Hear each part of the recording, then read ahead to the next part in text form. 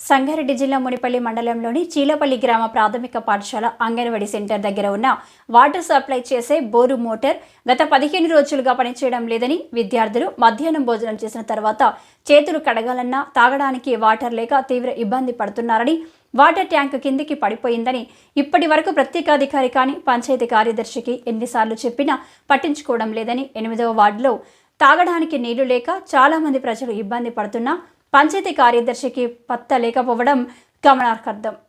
ప్రజల పట్ల విద్యార్థుల అవస్థలు పట్టించుకొని అధికారులపైన చర్యలు తీసుకోవాలని ప్రజలు కోరుతున్నారు.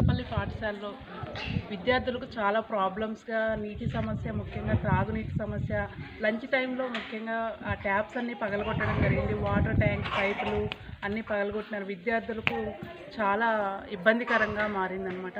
హాలిడేస్ టైంలో ఎవరు వస్తున్నారో కానీ ఆ ట్యాంకులన్నీ పగలగొట్టడం, డ్రింక్ బాటిల్స్ అవన్నీ పడేయడం, హాలిడే రోజు ముఖ్యంగా స్కూల్ అయిపోయిన తర్వాత అస్తవ్యస్తంగా పనికిరాని వస్తువులు పడేయడం జరుగుతుంది. దీనిపైన చర్యలు తీసుకోవాలని. వాటర్ సప్లై మోటార్ పనిచేస్తుందా మేడం? వాటర్ సప్లై కూడా పనిచేయట్లేదు. సెక్రటరీ ఫోన్ చేసిరా? ఫోన్ చేసి ఏమంటుంది మరి?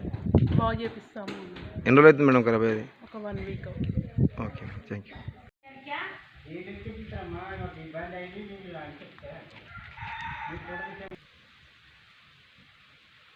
మస్తు తిప్పలైతున్నా వారం 10 రోజులు తిప్పలేదు.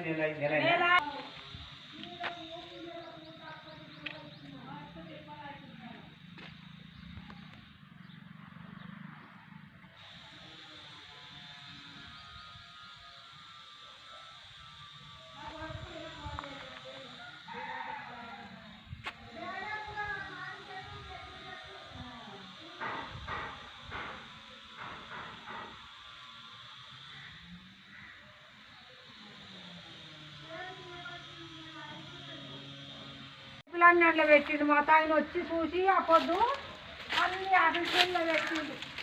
ఇవన్నీ ఎవరు పడేసారు? ఇవన్నీ